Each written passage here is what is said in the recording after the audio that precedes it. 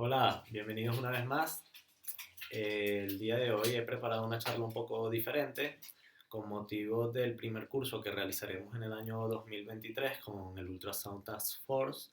El día de hoy vamos a hablar un poco de ecografía en el punto de cuidado o en este caso específicamente sobre ecografía enfocada al trauma tóraco-abdominal.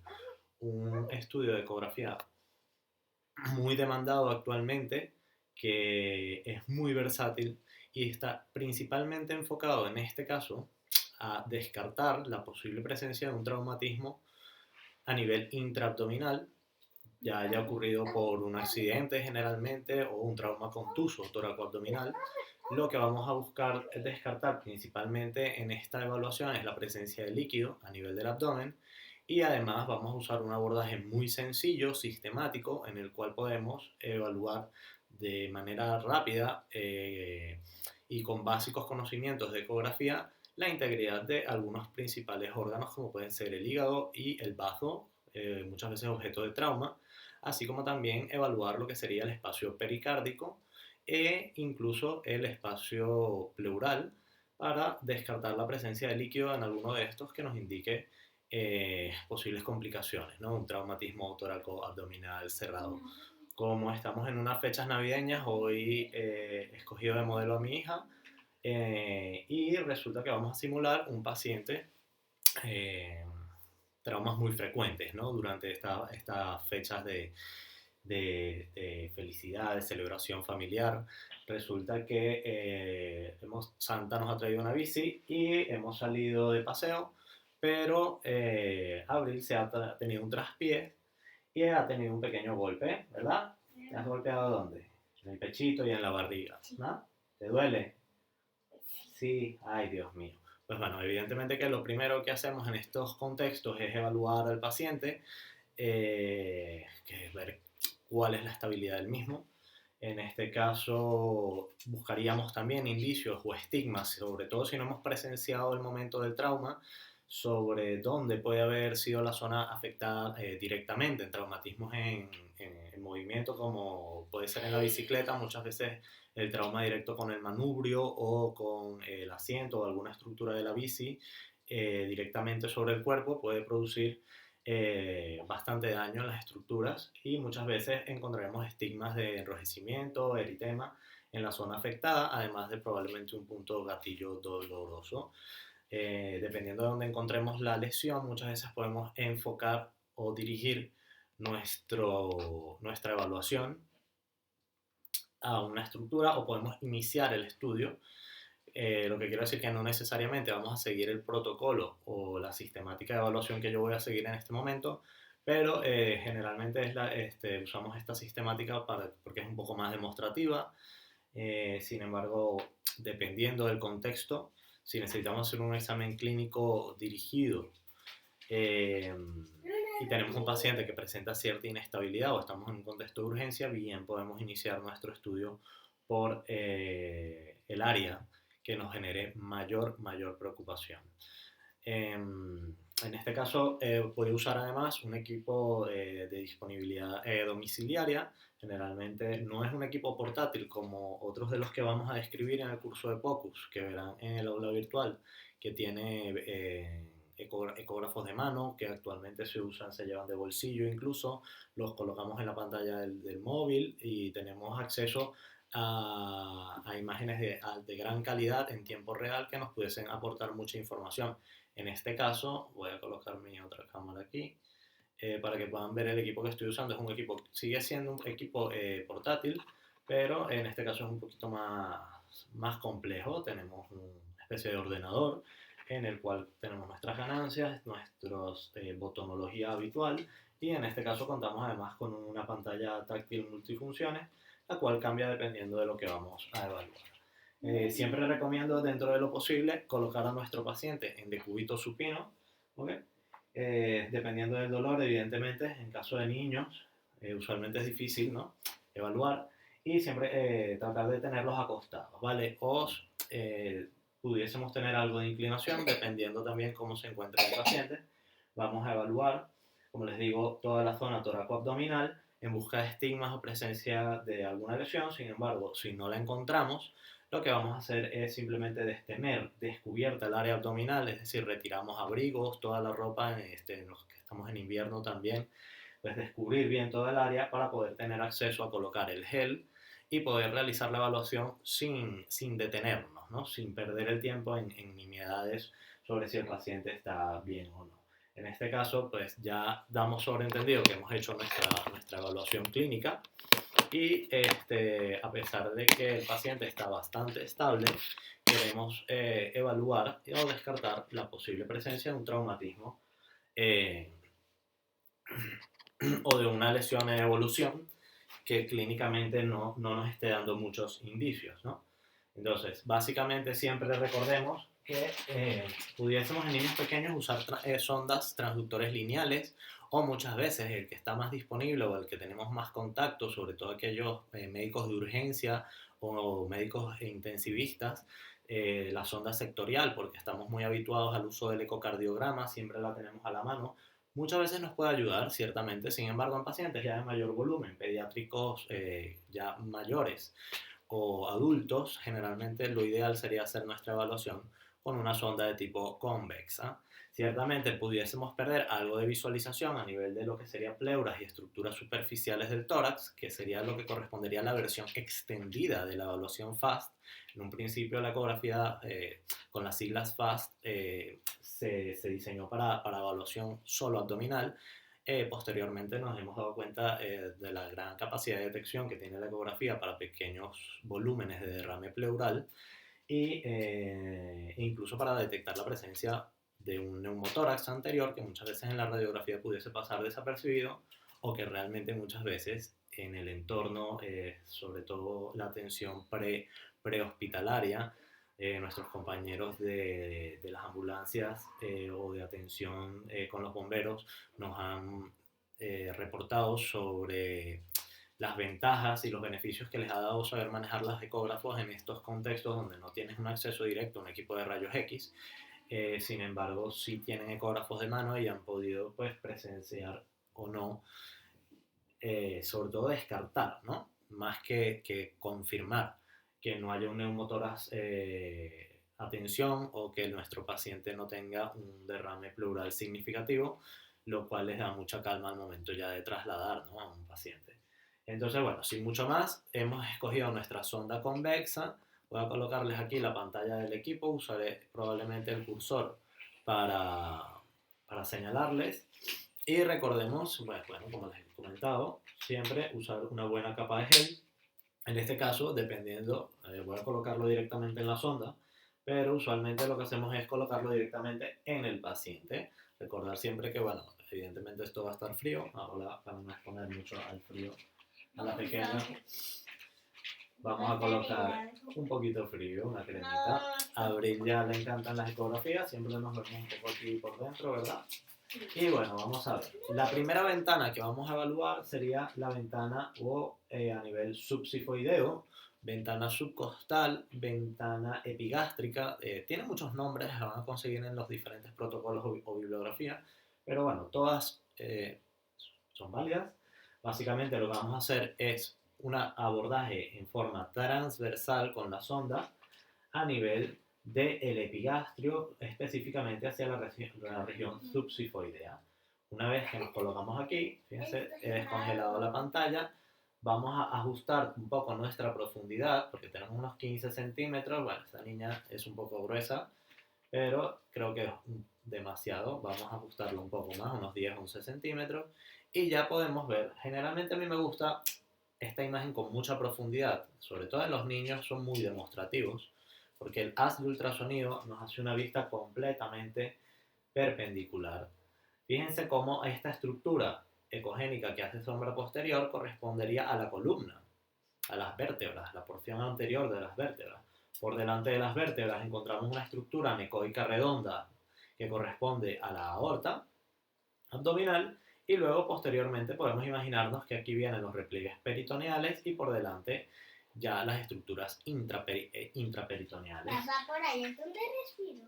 Sí, ¿Qué se esto está moviendo eso? es lo primero, una de las primeras cosas que podemos lo que va a llamar nuestra atención, como les comento, es el movimiento. Fíjense cómo en la parte más posterior, si hago una isonación inclinada hacia la parte superior, siguiendo las vértebras, la vena cava inferior y la aorta abdominal, podemos evaluar ya lo que correspondería a las estructuras supradiafragmáticas o a lo que es la porción inferior del tórax, que comparten en este corte transversal. La parte más posterior corresponde al tórax y la parte más anterior corresponde a las estructuras abdominales. En este caso, lo que abarca la mayor parte es el parénquima hepático. Todo esto que ven de un gris homogéneo corresponde al parénquima hepático, venas suprahepáticas, y esta línea ecogénica que está aquí, que posteriormente vemos una sombra bastante sucia, corresponde al borde del diafragma. El cambio de interfase entre líquido y gaseoso, hablo líquido, pero realmente las estructuras blandas, ¿no?, que están en su mayor parte compuestas por líquido, al haber un cambio de interfase a una interfase ya como es la del aire, se genera este incremento de la ecogenicidad que nos define básicamente una estructura que corresponde al diafragma. Ciertamente no vemos el músculo diafragmático como tal, si está plano aquí hay abordajes específicos para ver mejor el músculo diafragmático, pero aquí lo que nos interesa es ver esto que se ha comentado previamente, el movimiento del tórax con los movimientos respiratorios del paciente. Nos indica que hay una concordancia, ¿no?, sobre todo en pacientes que estén inestables. Y aquí ya podemos ir evaluando, sobre todo, esto para más que nada, como les comento, niños, pacientes pequeños o pacientes muy delgados, que podamos ver desde este corte incluso el tórax, pudiésemos encontrar la presencia, cuando se pierde esta interfase y lo que aparece por detrás es líquido, pudiésemos ver ya enseguida la presencia o no de un derrame pleural, en este caso del lado derecho sobre el hígado, o incluso tal vez del lado izquierdo. ¿Qué pasa? En este caso estamos en un contexto de urgencia, el paciente ha comido, hay líquido en el estómago y fíjense que hacia la izquierda la definición es un poco más pobre debido al aire y al contenido de la cámara gástrica. Pero bueno, volviendo al asunto, una vez que hemos hecho este corte transversal, ajustamos nuestra profundidad y lo primero que vamos a querer evaluar en este área es la presencia tanto de lo primero que nos va a llamar la atención, que es el hígado, una lesión hepática, sobre todo si tenemos sospecha de lesiones anteriores, pero vamos a acostarnos prácticamente, creo que lo pueden ver aquí en la imagen bien, como hago una isonación hacia la parte superior y vamos a buscar esta estructura contráctil en movimiento constante que corresponde al corazón. Tenemos aquí las cámaras cardíacas y podemos ver exactamente cómo hay una contractilidad continua. Esto es muy útil, sobre todo cuando el paciente está en paro o enseguida además pues hemos llegado al contexto del trauma y tenemos estos pulsos muy débiles, difíciles de buscar, no sabemos qué está ocurriendo en el paciente, incluso a lo mejor está ocurriendo un proceso de reanimación. Enseguida podemos entrar y ver cómo hay contractilidad de las fibras que nos ayudaría, ¿no?, a descartar pues probablemente la presencia de las actividades eléctricas sin pulso y alguna otra cosilla ahí. Pero lo más importante es ver cómo alrededor del corazón, en este caso fíjense, lo más oscuro corresponde al interior de las cámaras cardíacas, los bordes grises corresponden al miocardio, más grueso el del ventrículo izquierdo, y alrededor esta línea ecogénica que rodea al corazón corresponde al pericardio. Ciertamente, si entre el corazón y el pericardio ecogénico encontramos la presencia de líquido, pudiésemos estar ante la presencia de un derrame pericárdico. Recordar que en pacientes mayores a veces cierta cantidad de líquido o incluso la grasa pericárdica se puede confundir con líquido, ¿no? Pero ciertamente cuando hay grandes cantidades y el paciente, es decir, está ocurriendo un tamponamiento cardíaco, el paciente va a tener lo que corresponde, los signos clínicos correspondientes, y a su vez vamos a encontrar pues como el corazón muchas veces tiene una contractilidad limitada y hay una presencia de líquido que está básicamente aplastándolo, y esto correspondería a una urgencia. Generalmente además tendríamos estigmas en el paciente, ¿no?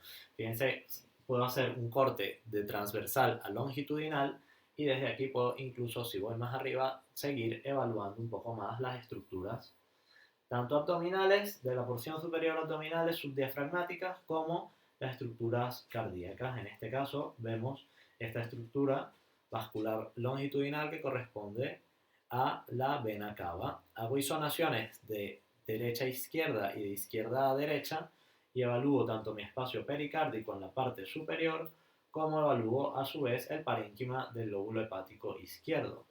Y por delante de la columna y de los cuerpos vertebrales, como antes hemos visto, enseguida podemos evaluar la aorta, sobre todo en pacientes adultos, pacientes mayores, pacientes que han tenido un síncope, no sabemos, o hay un dolor abdominal severo. Podemos encontrar incluso la presencia de un aneurisma aórtico. O más importante aún, podemos irnos un poco más hacia la derecha y encontrar la presencia, evaluar la vena cava inferior. Vemos cómo esta colapsa con los movimientos respiratorios, se transmiten los movimientos cardíacos, todo esto evaluado desde el modo B, ni siquiera estamos usando Doppler color, ni estamos usando Doppler espectral, cosas que retrasarían, ¿no?, la evaluación y la alargarían y la harían un poco más compleja. Recordemos que aquí se habla mucho, pero lo que queremos es ver estructuras principales. En este caso la vena cava, si la encontráramos dilatada o incluso con presencia de trombos, muchas veces la pudiésemos observar, nos pudiera ayudar, ¿no?, al manejo del paciente, sobre todo aquellos que están en manejo de una parada cardíaca y no hay respuesta. Una vez que hemos descartado la presencia de líquido a nivel pericárdico desde esta evaluación y hemos evaluado nuestro parénquima hepático, sobre todo del lado izquierdo lo vamos a ver muy bien, del lado derecho dependerá de la contextura del paciente, pero muchas veces hacemos esta isonación subcostal desde este mismo punto, le pedimos al paciente que coja aire si puede, o si en este caso hay un gasping o lo que sea, intentamos acostarnos lo más posible y hacemos un barrido en esta forma. Tratamos de ver todo el parénquima hepático en su totalidad y buscamos la presencia de cambios en la ecogenicidad que nos sugieran el posible traumatismo, ¿no?, hepático. Muy frecuente en traumatismos de alta, donde se compromete mucho a altas velocidades, donde hay traumas cerrados con fracturas costales. Muchas veces podemos encontrar la presencia de una lesión intrahepática o la evolución alrededor de la cápsula hepática de un hematoma. En este caso, la estructura redonda que vemos aquí, no os confundáis, corresponde a la vesícula, algunas veces estará llena, otras vacía, realmente una estructura normal. Y como les he comentado, pues bueno, siempre podemos ver desde nuestro conocimiento propio cosas que nos llamen la atención, como ya preocupan menos en contextos traumáticos, como pueden ser el páncreas o los pilares diafragmáticos, etc. Una vez que hemos hecho esta evaluación sencilla, fíjense, simplemente transversal, ya podemos evaluar hígado, más parcialmente los recesos diafragmáticos y, sobre todo, muy importante, el espacio pericárdico. Una vez que hemos visto esto y los grandes vasos nos da un poco de ayuda, podemos proceder a un abordaje lateral. Usualmente se describen abordajes en el hipocondrio izquierdo y derecho. En este caso empezaré por el derecho, un poco bastante más representativo, y en este caso hay un receso peritoneal muy conocido, el espacio de Morrison o el receso de Morrison, o el receso hepatorrenal derecho, ¿vale?, en el cual se suele acumular líquido, o es uno de los recesos donde primero encontramos líquido cuando hay un proceso ya sea hemorrágico, intraabdominal, ¿no? Porque debido a la disposición de estos recesos en la anatomía habitual y tener al paciente en decúbito supino, es uno de los primeros lugares donde se va a acumular el líquido, y entonces al haber pequeños volúmenes podemos encontrarlo. Sin embargo, no piensen que el no haber líquido en el espacio de Morrison ya nos va a descartar presencia de líquido abdominal, porque esto es muy variable, depende de las posiciones del paciente, de dónde se encuentra una lesión y si la lesión está contenida y el líquido está dispuesto a viajar libremente a lo largo del abdomen. Pero bueno, ya tengo un rato aquí en la imagen, espero que se hayan habituado a lo que están viendo, y fíjense nuevamente lo primero que llama la atención, el movimiento con los movimientos respiratorios de mi pacientico. Y podemos ver aquí el espacio pleural derecho, que ya lo hemos evaluado anteriormente, como les he comentado, desde la visión subsifoidea anterior, pero tenemos aquí, fíjense, la misma línea ecogénica que me da esta variación en la ecogenicidad que estoy apreciando y corresponde al movimiento diafragmático. De hecho, fíjense que cuando mi paciente inspira, coge aire a abrir profundo se desaparece la imagen aquí en la pantalla, echa el aire, y esto corresponde a un parénquima pulmonar adecuadamente aireado. Vuelve a coger aire y sosténlo. Fíjense cómo el parénquima hepático, que es isoecoico, es tapado por esta imagen más ecogénica, es decir, de mayor ecogenicidad, pero una ecogenicidad sucia con líneas transversales que tienen una disposición bastante simétrica entre sí, corresponden a las líneas A. Echa el aire. Vale, todos conocemos la presencia de las líneas A o de las líneas B previamente descritas en la parte teórica, y sabemos que corresponde a parénquima pulmonar adecuadamente aireado. Si hubiese líquido en este área, esta imagen no sería visible y encontraríamos la presencia de una imagen completamente anecoica. Nuevamente les digo, en este caso no os confundáis porque muchas veces vamos a perder ecogenicidad en la evaluación. De hecho, recordemos que muchas veces estamos en contextos inadecuados. Esto no es un consultorio, hay luz, el paciente se mueve, no está adecuadamente puesto, tiene dolor. Muchas veces no confundir que todo lo que veamos negro va a ser líquido, porque muchas veces áreas sin gel o áreas pobremente alcanzadas por el haz de ultrasonido pudiesen generar efectos anisotrópicos donde se pierda, ¿no?, la ecogenicidad. Entonces, siempre que encontremos líquido, tratar de verlo y de verlo en varias zonas. Fíjense aquí cómo he aumentado el gel, mejorado mi superficie de contacto y veo completamente la parte posterior, en este caso de el espacio pleural, y pudiéramos descartar mínimas cantidades de líquido pleural que pudiesen ser determinantes en el diagnóstico. Coge aire profundo, abrir nuevamente y sosténlo. Fíjense que si el paciente colabora, podemos tener una gran y amplia visualización del espacio pleural y además, en este caso, de lo que corresponde al receso hepatorrenal, que es esta línea ecogénica, es decir, lo blanco, lo ecogénico, que es la grasa abdominal, se pliega el receso peritoneal entre el hígado y el riñón derecho, da una fina línea casi no discernible, ¿no? Respira. Muy bien. Este paciente está excelente, creo yo que lo podemos dar de alta pronto, ¿no? A comer chocolate. Si hubiese líquido aquí, este espacio estaría ocupado por una línea negra o incluso muchas veces por una colección.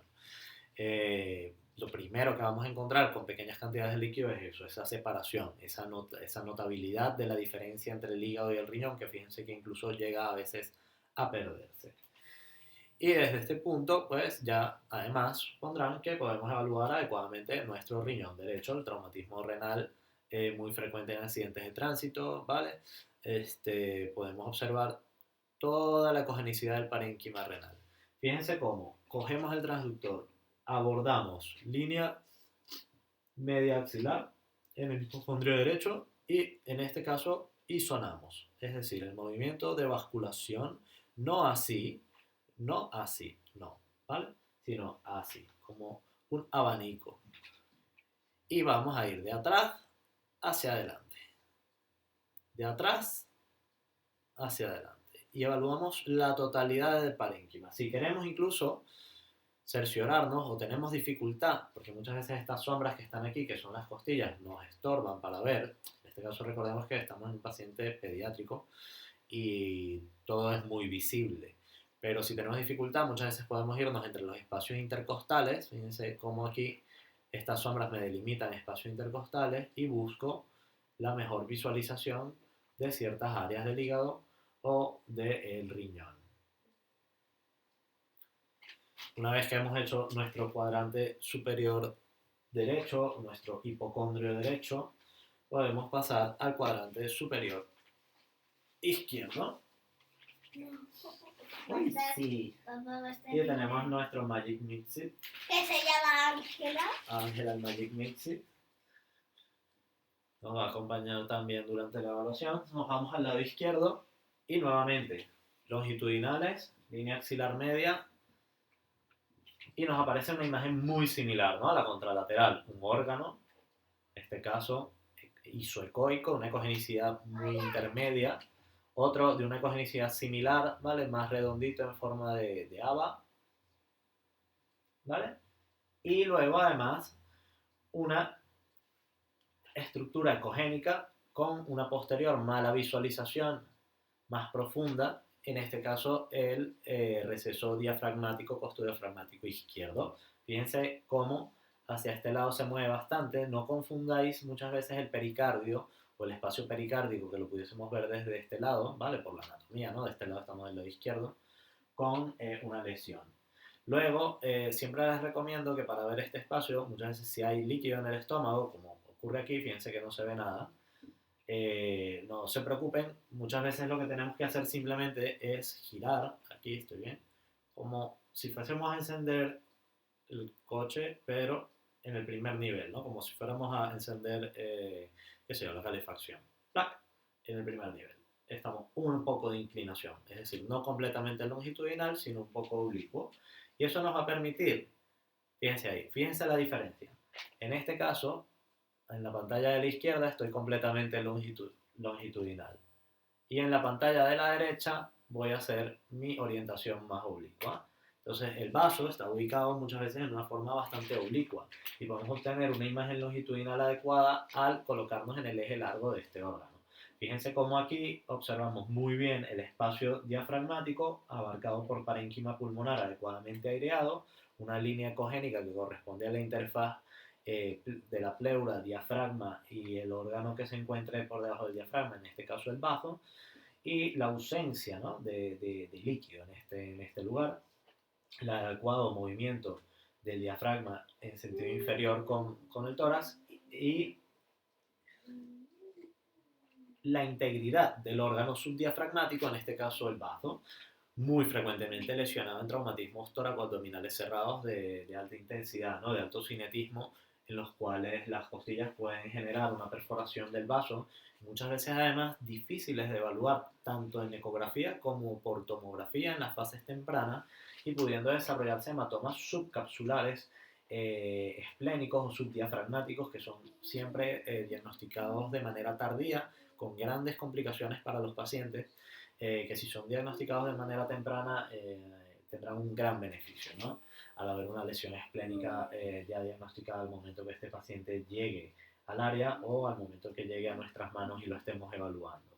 Entonces, fíjense cómo podemos hacer, nuevamente les digo, longitudinal, me inclino un poco, coge aire profundo, observen cómo barre el parénquima pulmonar, observen cómo barre la imagen, echa el aire y observen cómo se va.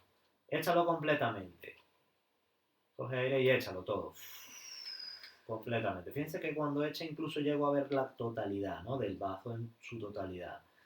Y veo, pues esto, el correcto aireamiento del parénquima pulmonar sin presencia de líquido. Por otro lado, nuevamente hago mi movimiento en abanico en esta posición oblicua y evalúo el bazo, el cual también lo podemos evaluar en posición transversal, en todo su sentido, incluso la cola, que generalmente es el área menos afectada, ¿no? Estadísticamente hablando. Igual desde este punto tenemos nuestro riñón izquierdo y podemos evaluar la integridad del mismo, ¿ok? Entonces, pues ya hasta aquí tenemos una evaluación muy completa de todo lo que corresponde al hemiabdomen superior y hemos evaluado ya de manera secundaria o extendida el espacio torácico, el espacio pleural, ¿no? Muchas veces lo dejamos para el final, pero yo recomiendo integrarlo todo en el área. En este caso tardamos mucho porque vamos hablando mientras hacemos el estudio, pero no olviden que estamos realizando un estudio para ofrecer un beneficio a nuestro paciente, ¿no? que es el foco de la razón de nuestra consulta, de nuestro existir, de nuestro trabajo. Ofrecer un beneficio al paciente. Entonces, si vamos a estar haciendo una ecografía que nos va a retrasar una atención, no.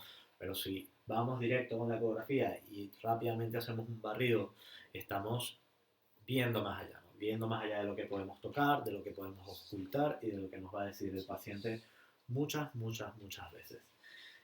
Además, podemos evaluar al paciente apenas llegamos y si tenemos sospechas, mientras lo trasladamos o mientras lo tenemos en observación, a la media hora, a la hora, podemos repetir y comparar, ¿no? Los hallazgos uno entre otro que nos va indicando muchas veces con mucha fidelidad la evaluación o la evolución, perdón, del paciente, que muchas veces queda en una interrogante si hacemos tomografías o si hacemos otros tipos de pruebas, no las hacemos nosotros mismos, no tenemos acceso, hay que tardar para ver al paciente.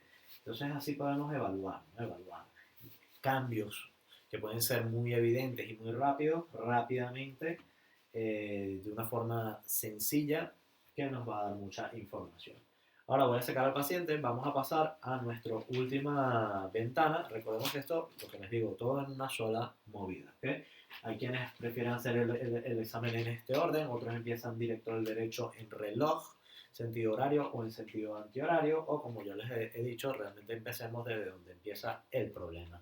Si el niño es muy pequeño, sí les recomiendo iniciar por la vejiga, un niño que se haya caído por las escaleras, un niño que se haya, no sé, tenido un accidente de tránsito con los padres.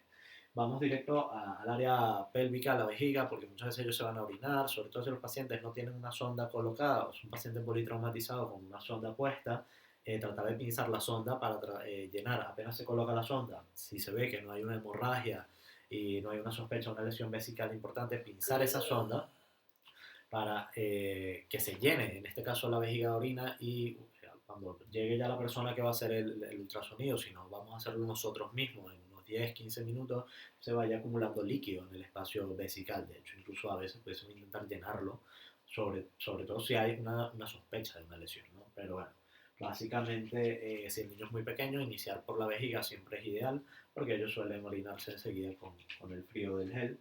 Y en este caso, en estos contextos de urgencia, poco vamos a tener disponible un gel caliente. Entonces, nuevamente, siempre en transversal, recuerden, los laterales longitudinal y la parte central, la parte epigástrica y la parte hipogástrica, con un abordaje transversal, más fácil para iniciar la estructura. Aquí hay mucho aire que está en el colon, mucha caquita, y hacemos nuestra insonación más distal. Y aparece esta estructura anecoica, ovoide, con unas paredes muchas veces con una ecogenicidad pues, de este estilo, ¿no? Bastante heterogénea, que nos da mucho artefacto, mucha sombra. En este caso, claro, es la vejiga. Recordemos nuevamente los cambios de interfase bruscos pueden ocasionarnos ecos o reverberaciones que dificulten la evaluación. Esta vejiga está muy poco llena. Y bueno, en este caso, si no sospechamos que el paciente tiene una lesión vesical, no tendríamos por qué sospechar que pudiese haber detritos hemorrágicos dentro de la vejiga, ¿no? Que puede ser una perfecta, algo que se visualiza perfectamente. Presencia de hemorragia, la evolución de la hemoglobina en una lesión, va a salir primero ecogénica y luego se pueden formar agregados hipoecoicos, trombos, pequeños trombos que se estén formando. Litos incluso podemos llegar a encontrar dentro de la vejiga, pero básicamente podemos ver que es una estructura con unas paredes lisas, con una estructura bastante habitual, una morfología muy clásica y una ecogenicidad interna anecoica, ¿vale? Bastante relativamente homogénea. Me gusta bajar aquí bastante la ecogenicidad, o incluso, fíjense cómo estoy modificando en este caso mi preset, a ver si puedo mostrárselos mejor. Fíjense cómo en este caso, vale, voy a hacer así. Voy a tomar mi foto. Vale. Muchas veces, esta imagen está más o menos, muchas veces la ecogenicidad posterior a la vejiga va a ser mucha, va a estar muy elevada. Y la imagen va a ser tan ecogénica que no nos va a dejar ver bien en la parte posterior. Entonces, en este caso, lo que voy a hacer es bajar mis ganancias. La parte de arriba de las ganancias, es decir, la parte de arriba de la imagen se va a mantener, pero la parte de abajo de la imagen va a ser más oscura.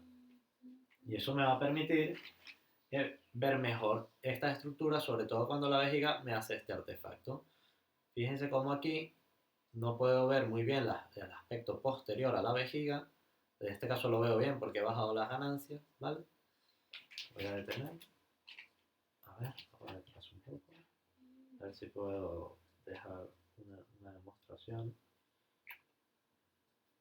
Vale. Y ahora, de este lado, voy a dejar unas ganancias pues, como estaban puestas.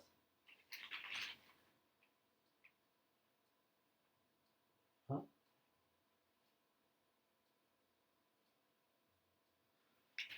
Vale, perfecto.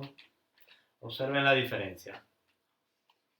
Observen cómo de el lado derecho que las ganancias se encuentran completamente iguales, La ecogenicidad que tengo en la posterior a la vejiga, porque el líquido hace que incremente esta ecogenicidad, es demasiada y no me deja ver adecuadamente las estructuras que están posteriores a la misma. En cambio, en este caso, cuando disminuyo la ecogenicidad hacia esta barra de ganancia, pues puedo ver mucho mejor el espacio posterior a la vejiga. ¿Y por qué es importante que sepa esto? Bueno, como les comento, si el paciente tiene adecuadamente pinzada la sonda, va a haber mucha orina en la vejiga y la parte posterior va a ser muy ecogénica. Entonces, lo más importante de evaluar en esta vista hipogástrica corresponde a los recesos peritoneales inferiores, en este caso al fondo de saco, ¿no? Al fondo de saco de Douglas en las mujeres, fondo de saco rectouterino, fondo de saco vésico-prostático o rectoprostático, como queréis llamarlo, todos son recesos peritoneales en los que se va a acumular alguna cantidad de líquido. De hecho, muchas veces el líquido puede tener perfectamente esta forma. Y esto es muy escaso el líquido intraabdominal. Qué bien. Un hallazgo que muchas veces es fisiológico y normal, ¿vale? No nos vamos a alarmar. Eh, y ahí está, lo pueden ver. Voy a colocar nuevamente la cámara aquí. Podéis ver cómo estoy en una posición longitudinal, ¿vale? Evaluando aquí al paciente. Y a su vez, nuevamente les señalo, por si no lo han visto, una mínima cuña de líquido posterior a la vejiga. Observen la diferencia, como la pared me separa adecuadamente esto. Y luego, más importante aún, como los bordes, ¿no?, de este líquido, o de este escaso líquido que hay ahí, son agudos, ¿no? Son unos bordes que denotan el exterior de los órganos, a su vez de cuando se encuentra dentro de un órgano, que lo podemos observar bastante redondeado. En este caso es una cantidad tan mínima que no debe superar ni siquiera los 5 cc y por eso se ve tan poco, ¿ok? Pero si estuviéramos en un contexto de lesión, de dolor abdominal, pues de sospecha de patologías intraabdominales, ya esta presencia de líquido nos debería alertar. En las mujeres, además, muy frecuente que haya líquido fisiológico, mujeres en edad fértil o reproductiva, o incluso en niños, o cantidad de procesos cursan con líquido intraabdominal, y muchas veces nuestros pacientes no van a ser pacientes sanos. Podemos tener pacientes con descompensaciones cardíacas o descompensaciones renales, pacientes con patologías infecciosas, crónicas o agudas. Y la presencia de líquido no siempre va a ser alarmante o indicativa netamente de una lesión intraabdominal, pero si nuestro paciente viene de un politraumatismo y estamos haciendo esta ecografía para descartar líquido abdominal, estos son los pequeños hallazgos que queremos encontrar, sobre todo porque los podemos controlar. Podemos esperar media hora y volver a hacer la ecografía y ver, oye, ahora hay más líquido, en otros hay más espacios comprometidos con líquido. Por eso siempre anotar. Hemos hecho la ecografía, encontré líquido en un espacio, en 2 espacios, 3 espacios. Segunda evaluación, aparece líquido en un espacio más. Más cantidad de líquido. El líquido ahora tiene detritos, nos indica que es una hemorragia activa. ¿Qué hago? ¿Qué está pasando? No olvidemos ni dejemos nunca de correlacionar, ¿no?, la clínica. Qué bonito que podamos ver algo de líquido aquí entre asas. Fíjense lo que se mueven, son asas intestinales delgadas, ya con contenido, y fíjense cómo por dentro ellas son bastante grises, homogéneas, y se diferencian muy bien, ¿no? Esta mínima cuña de líquido que hay aquí entre el espacio posterovesical y el espacio interasa. Fíjense, al moverse estas estructuras, estas pequeñas asas intestinales, cómo se delimitan también entre ellas la presencia de una muy escasa cantidad de líquido. Bueno, y básicamente es lo principal que vamos a evaluar en esta zona: vejiga y líquido en los recesos peritoneales. Podemos hacer igual una evaluación longitudinal también, ¿vale?, para seguir evaluando los recesos.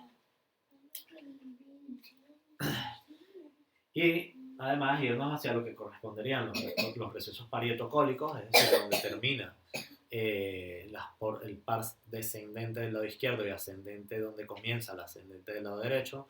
Aquí hay repliegues peritoneales donde se suele acumular algunas cantidades de líquido también, sobre todo en casos, pues, de lesiones que estén involucrando el retroperitoneo, el espacio colónico. También puede ser líquido, o incluso en patologías ya abdominales agudas, ¿no? Apendicitis principalmente, una que suele preocupar bastante. Bueno, básicamente con estas 4 ventanas y una sonda convexa tienen toda la evaluación hecha. Si quieres hacer el barrido extendido, o como llaman extendido a la porción torácica, simplemente lo que tenemos que hacer es irnos al tórax, ¿ok? Entonces, ¿qué pasa? Que yo recomiendo que si tienen disponibilidad una sonda lineal o están usando un equipo multisonda, como puede ser el Butterfly, que realmente no usa sondas, ¿no? Sino esto es un cambio electrónico y digital del cristal, podéis cambiar la configuración, ¿no? Y pasar rápidamente de abdominal a torácico, de abdominal a un transductor sectorial o a un transductor, como yo les recomendaría siempre que vayáis a evaluar pulmón, lineal. Pero para efectos de lo que estamos evaluando ahora y no complicar más la evaluación, vámonos con nuestra sonda convexa. Realmente siempre he pensado que la diferenciación tórax-abdomen es muy vaga, ciertamente está, pero el espacio realmente un gran porcentaje, mentiría si sé decir exactamente en cuál, pero un gran porcentaje del tórax y del abdomen están solapados y hay una gran pars toracoabdominal. Es un traumatismo, siempre van de la mano. Esto lo sabe cualquiera que haya trabajado en una urgencia, o lo saben muy bien los cirujanos. Entonces, fíjense cómo yo estoy en el tórax de mi paciente, pero lo que veo es hígado, porque toda la porción subdiafragmática hepática está inmiscuida en la caja torácica, está protegida por el tórax. Entonces, si mi paciente ha recibido un trauma toracoabdominal contuso, con traumatismo posiblemente external o costal, yo debo revisar todo el espacio hepático y ponerme muy bien. Aquí, fíjense que aquí he disminuido mucho la profundidad hasta lo que más me permite, 6 centímetros, porque estoy usando una sonda convexa, y puedo ver todo el hígado, toda la parte anterior del hígado, buscando traumas, buscando acumulación de líquido, buscando nuevos hallazgos, ¿no? Fíjense la curva de ganancias, esta verde que está aquí, lo que yo les quería mostrar antes, ahí están todos igual, ¿ok? De hecho voy a incrementar un poco mis ganancias en la parte más anterior y ahora sigo subiendo y básicamente puedo evaluar desde aquí el tórax.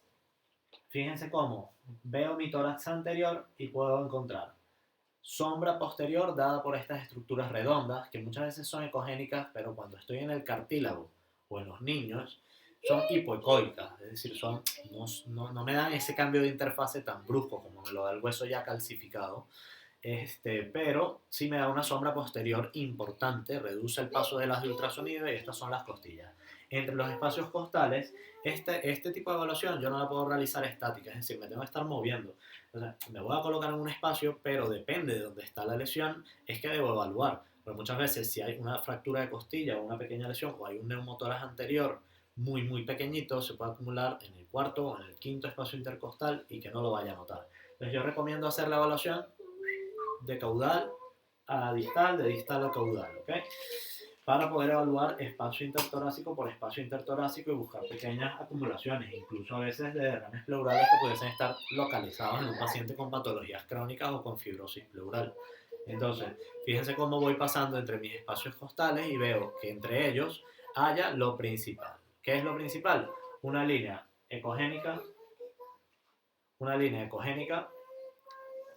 entre ambas estructuras anecoicas que presenta un movimiento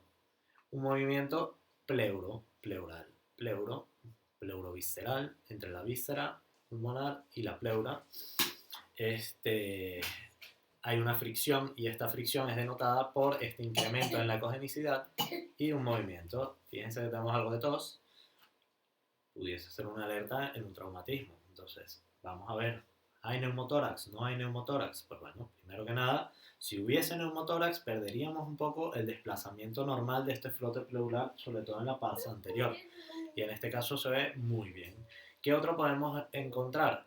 Pues la presencia de las líneas. Fíjense que hay unas líneas horizontales bastante simétricas entre sí, que se suelen repetir y repetir y repetir por el artefacto de reverberancia, que es un artefacto que lo da el aire. Entonces, si hay reverberancia, si hay líneas líneas paralelas entre sí, entre todos los espacios, pues puedo yo asumir que esto es completamente normal, ¿vale? Hay líneas A o incluso las líneas B que muchas veces pueden estar presentes en poca cantidad, sobre todo ya en adultos, ¿vale? Y son unos pequeños artefactos en cola de cometa que nos va a dar el frote pleural, ¿no? En este caso no los vemos muy bien porque, como les digo, generalmente lo vemos más en adultos o incluso pudiese verse en patologías pulmonares crónicas, en acumulación de líquido en el espacio intersticial. Pero básicamente aquí podemos ver el flote pleural. Desde el lado izquierdo, además, también, aparte de evaluar nuestro flote pleural, descartar pues, la presencia de un neumotórax, podemos evaluar también las cámaras cardíacas a nivel paraesternal, ¿vale? Que se muevan, que no haya líquido. Y si me voy un poco más externo y fuera de la imagen cardíaca, nuevamente aquí, fíjense qué bonitas las costillas y el espacio. Inhala profundo, coge aire, abrir. Coge aire y échalo. Fíjense cómo hay movimiento. ¿Ah? Otra vez, échalo. ¿No? Presencia de líneas A y movimiento pleural. Y muchas veces está descrito también que es bastante efectivo para la presencia o para la evaluación del neumotórax es el uso del modo M. El modo M, está aquí el botón, es este que está aquí, modo M, es el modo de movimiento, es uno de los primeros modos de evaluación con ultrasonido, ¿no? que existió con ultrasonido, en el cual nos va a dar esta línea. Nosotros vamos a ubicar el cursor en el área de interés que queremos evaluar y básicamente a lo largo de la línea nos va a dar información sobre si hay movimiento o no. Coge aire, abrir y échalo. Fíjense cómo respira, el paciente está respirando, hay un movimiento y esto básicamente nos está indicando la traducción de la imagen, una imagen estática traducida en un dinamismo representado gráficamente. Entonces, la parte de arriba de la imagen, que es la pared, debe estar estática y por eso las líneas son paralelas todas entre sí, no hay movimiento y parece un poco lo que sería agua. Y posteriormente, el movimiento que se está dando dentro del tórax, es decir, por aquí abajo ya, fíjense que se correlaciona en la imagen los centímetros de un lado y te los pone aquí también. Hay movimiento, movimiento, movimiento. Entonces, el signo del seashore o de la orilla del mar es esto, el agua llegando a lo que corresponde pues la playa probablemente en una foto un poco retro, pero es lo que descarta, ¿no? This rule out esto nos ayuda a descartar la presencia de un neumotórax. Cuando las líneas se mantienen paralelas todas entre sí y es solo agua, en ese caso quiere decir que hay una disociación del movimiento pulmonar con el movimiento pleural y de la pared torácica y en ese caso pues, se mueve la pared o el movimiento no es transmitido, ¿no? Entre el diafragma y los pulmones y la pared torácica no se está movilizando bien y este líquido que está metido dentro, perdón, de este aire está ocupando el espacio y no se está generando movimiento. Digo aire porque claro, si viéramos líquido lo veríamos anecoico y no haría falta hacer un modo M, ¿no? Para diferenciarlo. Sin embargo, podemos usar el modo M para diferenciar un neumotórax, podemos usar la presencia de ciertos signos clásicos en gris, como les he comentado, las líneas A, las líneas B, o el llamado punto pulmón, que básicamente lo que va a corresponder es a lo que les estaba mostrando antes aquí en el bazo. Fíjense como el pulmón normal coge aire profundo, abril y sosténlo. Observen cómo el pulmón normal llega y barre en la imagen y de este lado, ya que no hay pulmón, no se ve esta imagen. Cuando hay neumotórax, bótalo, echa el aire, pues este pulmón normal va a desplazarse y se va o sea, nos va a desplazar la imagen patológica. Más adelante les prepararé un curso con una pequeña análisis de casos clínicos donde podemos comparar imágenes normales con imágenes patológicas para que refuercemos un poco lo que hemos aplicado aquí. Y ahora sí, básicamente con esta evaluación podemos estar muy tranquilos de que hemos explorado en forma completa a nuestro paciente. Si sospechamos que puede haber un traumatismo toracoabdominal, lo más probable es que estemos bien encaminados ya a diagnosticarlo y podemos descartar, sobre todo en los pacientes más delicados o que vayan a requerir una mayor atención, la presencia de complicaciones, ¿no?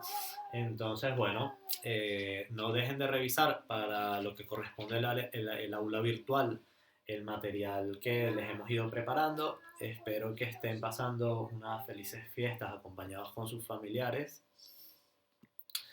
y aquellos que les haya tocado trabajar en las fiestas, pues no pierdan esta oportunidad, que usualmente la urgencia tiene sus horas picos, pero también tiene nuestras horas de descanso. Échenle una mano al ecógrafo del servicio, presten, pidan prestado el ecógrafo al servicio de radiodiagnóstico y empiecen a tomar mano de esas sondas y empiecen a aplicarla a todos los pacientes que lleguen, así sea con pequeños traumas.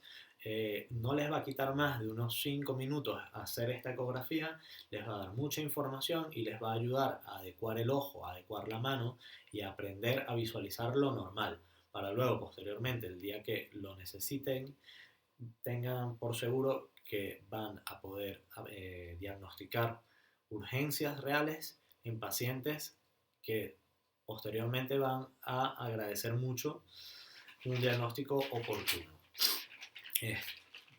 No dejen de comentar el video, cualquier duda que tengan al respecto, no duden, consulten, escríbanme.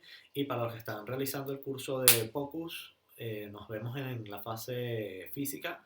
Por favor, aprovechen esta fase online lo más posible para interrogarnos, para preguntarnos y para preparar lo que vamos a ver en la parte práctica. Es decir, no dejemos la teoría para el momento práctico. Vamos a salir de la teoría y de las dudas ahora, para que cuando llegue esa práctica podamos aprovechar de darle mano a esos ecógrafos y pulirles la técnica muy bien. Espero que pasen unas felices fiestas y hasta la próxima. Muchas gracias.